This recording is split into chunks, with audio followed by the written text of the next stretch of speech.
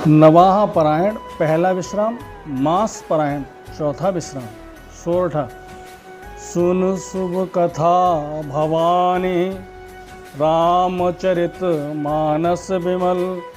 कहा भुसुंड बखाने, सुना बिहग नायक गरुण। हे पार्वती, निर्मल रामचरित मानस की वह मंगलमयी कथा सुनो जिसे काग भुसुंड जी ने विस्तार से कहा और पक्षियों के राजा गरुड़ जी ने सुना था।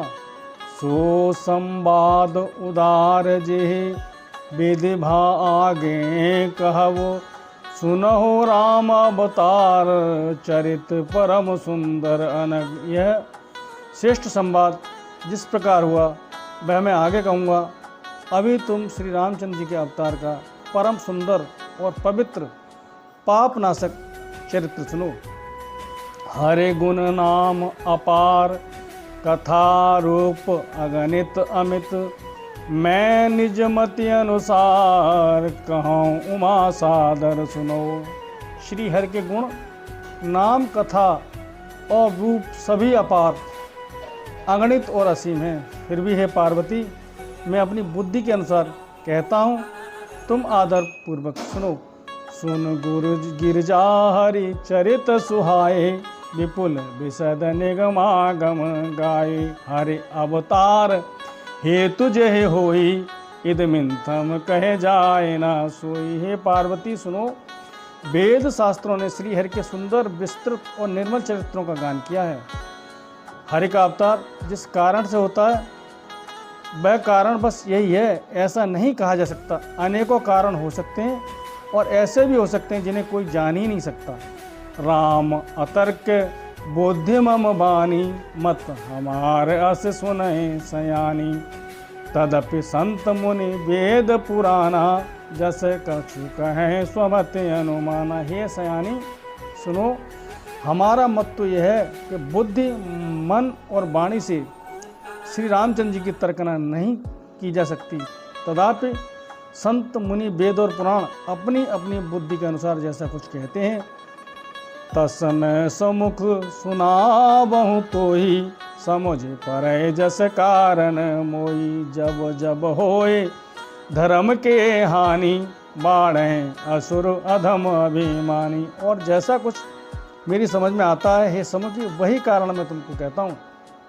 जब जब धर्म का हास होता है और नीच अभिमानी राक्षस बढ़ जाते हैं। करें अनीति जाए नहीं बरनी, सीधे विप्रधैन सुर धरनी।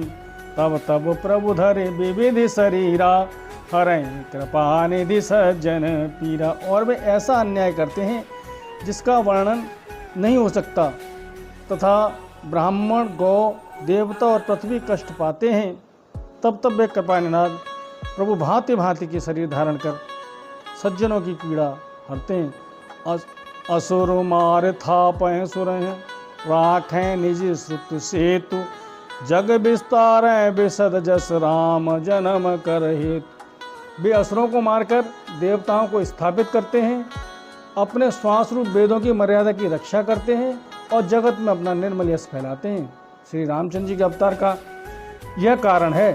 सोए जस गाए भगत भव तरही, कृपा सिंधु जनहित तनु धरही।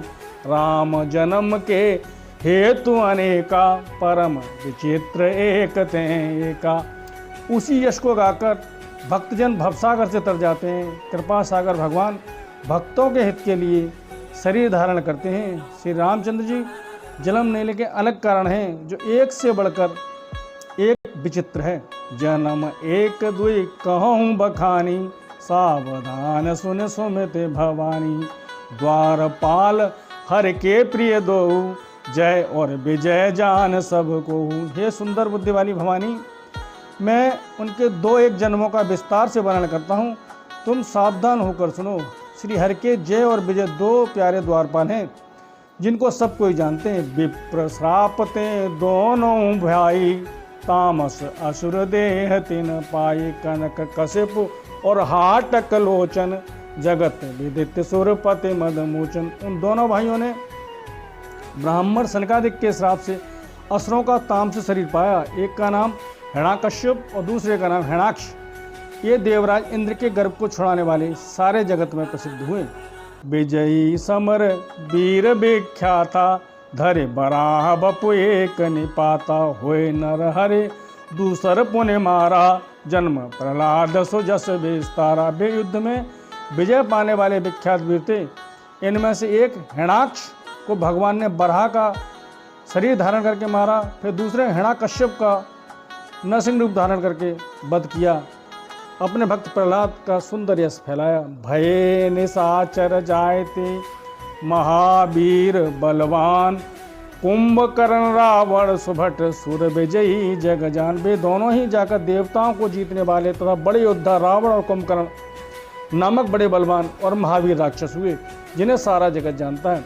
मुकुत न भये हते भगवाना, तीन जन्म जिस बचन प्रमाना, एक बार तिनके हित लागी, धरो शरीर भगत अनुरागी।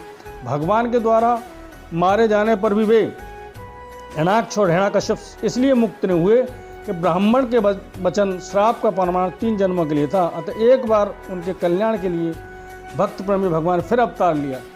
कश्यप आदित्य तहाँ पितु माता, दशरथ कौशल्या विख्याता, एक कल्प ये विधि अवतारा, चरित्र पवित्र किए संसारा। वहाँ उस अवतार में कश्यप और अदिति उनके माता पिता हुए, जो दशरथ और कौशल्या के नाम से प्रसिद्ध थे।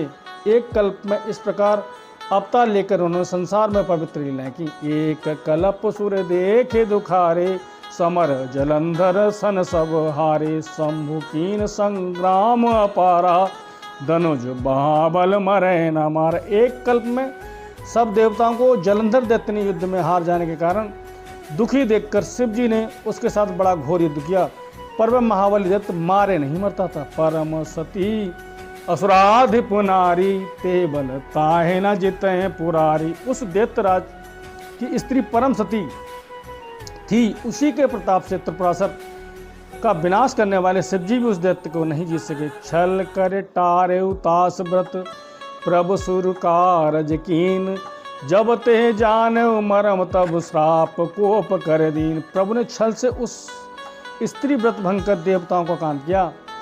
जब उस स्त्री ने यह भेद जाना तब उसने क्रोध करके भगवान को शाप दिया। तासु साप हर दीन प्रमाना, कौतुक निधि कृपाल भगवाना, तहाँ जलंधर रावण भयऊ, रणहति राम परम पद दयऊ। लीलाओं के भंडार कृपालु हर ने उस स्त्री के शाप को प्रमाणित कर दिया।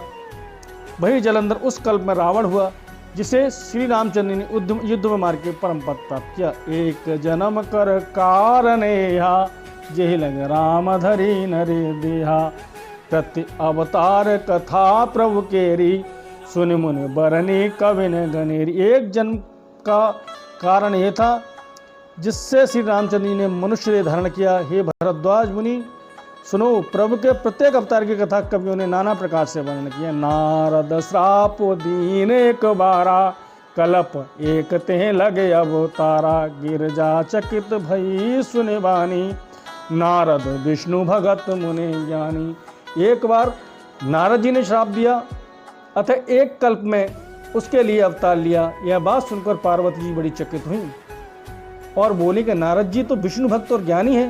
कारण कवन श्राप मुनि दीना, का अपराध रमापति कीना, यह प्रसंग मोह कहो पुरारी, सुन मुनि मन मोह आचरज भारी।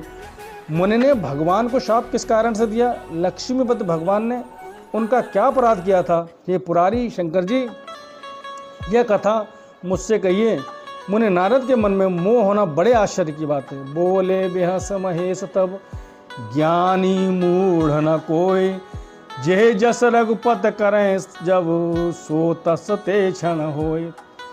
तब महादेव जी ने हंसकर कहा, न कोई ज्ञानी है न मूर्ख, श्री रघुनाथ जी जब जिसको जैसा करते हैं वह उसी क्षण वैसा ही हो जाता है। श्री राम जय राम जय जय राम, श्री राम जय राम जय जय राम।